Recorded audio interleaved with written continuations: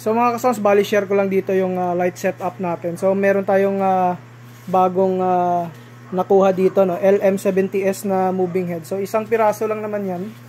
Tapos ito yung ating LP001 na H+, yung sa gitna. So mga Big Dipper yan na, ano, na ilaw ito. Tapos yung LM natin. So tinest ko siya sa mga LED par natin dito. So yung LED par ng brother ko, no, ayan, yung dalawa. Tapos yung apat ko dito na flat LED par. Tapos yung mga laser dito. May parating pa ako dito na K800 na laser mismo. So sana maging okay yung ano, yung mga laser, yung laser na 'yon. Ayan. Moving head natin 'yan, ayan. LM70S na moving head. So naka-automatic lang siya, wala pa siyang DMX kasi. Baka sa sunod kabitan ko siya ng ano, ng DMX.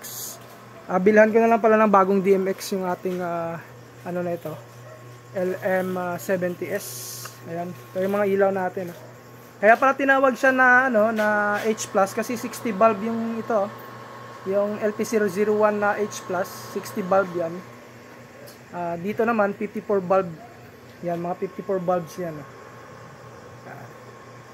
So, yan mga kasons yung ating light test dito sa ating mga ilaw. So, hanggang sa sunod natin ng mga video.